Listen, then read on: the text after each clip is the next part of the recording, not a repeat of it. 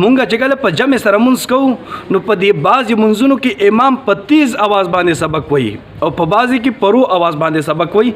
د دې څه وجه ده؟ دا وجه زه تاسو ته په دې ویډیو کې بیانوم. صحیح شوه؟ نو زما عزتمندو چې کله ابتدا د اسلام وکنه چې منځونه کله فرض شول نو نبی کریم صلی الله علیه وسلم په ټولو منځونو کې 15 واړه وخته منځونو کې په تیز اواز باندې قرات کولو، په تیز اواز باندې به سبق ویلو. خو چې کله به نبی کریم صلی الله علیه وسلم د ماسپښین یا د مازدیګر په ټایم کې تلاوت کولو په منځ کې بس اخوا به کفار چې وکړه هغوی به پوه شول چې دی بیا په مانځه باندې ولاړ دی. بس ای براله الجمعات سره به شور شروع کو، چغې به والې، کله به شپېلي وال، کله به لاسونه پړکول او کله به په صحابه کرامو باندې لرې وغیره غورځول، ګن بلا به پې غورځوله، هغوی ته به ډېر زیات تکلیف ور رسولو. نو دغه دوران بیا حکم رالو الله تعالی طرف نه چې په دې بعضې منځونو کې تاسو قرت په رو آواز کوئ، په سلو آواز کوئ چې دا کافران ستاسو په منځ باندې نه پوهېږي، تاسو د منځ نه خبردار کېږي دی نه. نو ماسپښین په ټایم کې او مازدیګر په وخت کې دا دواړو منځونو کې چې دا قرت چې که نه سبق دا په سلو آواز باندې شروع شو.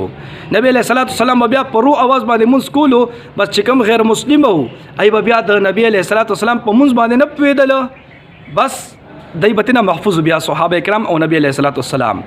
ها اوس دا درې منځونه چې دي که نه بلکې څلورو، ماسخوتن او ماښام او سحر او د جمعې منځ دې کې قرات په تیز اواز باندې پاتې شو. دا ولې پاتې شو؟ اوس د دې وجه تاسو ته وایم.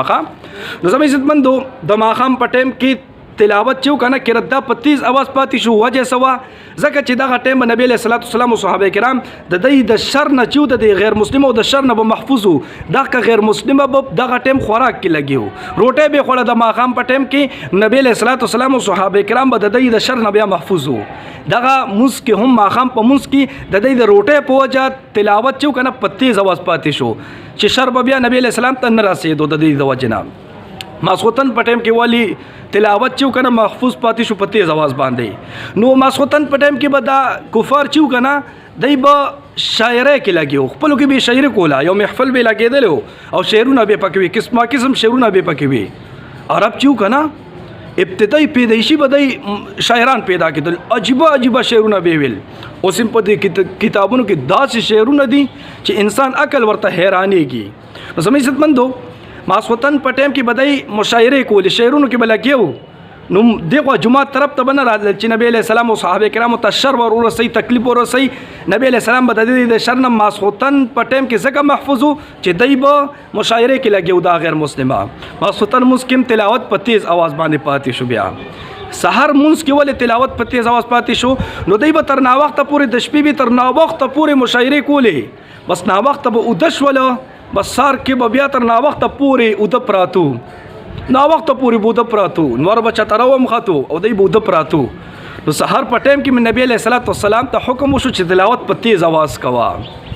او بیا ګوره چې دا څوک ناوخته پاسې د سحر په ټایم کې دا د دغه کافرانو عادت ته دی به د شپې ناوخته اوده کېدل او د سحر په ټایم کې به ناوخته پاسېدل.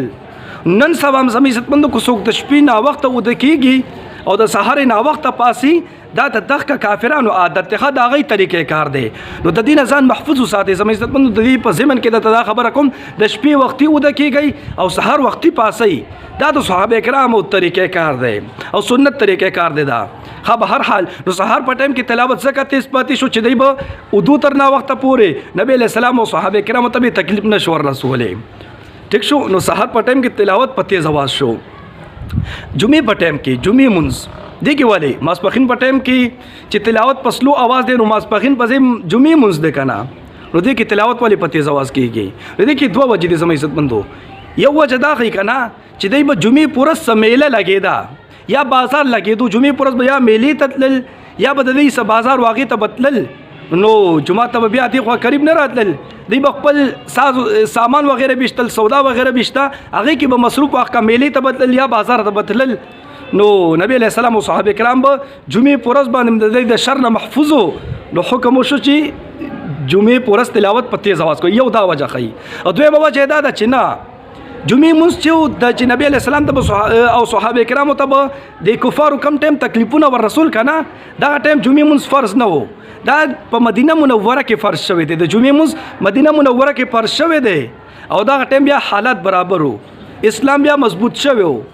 طاقت ورته ملو شوی و نبی علیہ السلام ته طاقت ملو شوی د صحابه کرامو په ذریعه سره دی به ته بیا د چې کوم غیر مسلم دی به ته کش کلب نشو کولی د جمعې مونځ چې کوم وخت فرض شو هغه ټایم اسلام ته قوت ملو شوی و ډېر کسان مسلمان شوي و چې څنګه جمعې مونځ فرض کېدو ورسره دا حکم هم وشو چې په تیز اواز باندې تلاوت کوئ او ورسره تقریر حکم هم رالو خطبې حکم هم یعنی رالو نو زما عزتمندو چې جمعې مونځ یو وجه دا ده چې دا فرض کېدو دا په مدینه منوره کې فرض شوی دی نو لہذا چې څنګه فرض شو حالات برابر تکلیف نشو رسول کافرانو نبی علیہ السلام ته نو بس حکم وشو چې جمعې مونځ هم فرض شو او ورسره د قرات حکم هم رالو چې په تیز اواز به پکې تلاوت کوي څه شو بس دا واجب زما عزتمندو که بیا هم تاسو تاسو سوالي په کمنټ کې رابطه کولی شئ ان شاء الله زه به تاسو ته ریپلی درکوم بیا څه شو او کوشش وکړئ دا معلومات دا ویډیو د ثواب په نیت باندې خپل ملګرو ته شیر کړئ څه شو الله رب العزت مو خوشاله باسه ته دعاګانې کوي دعاګانې وکړو الله پامان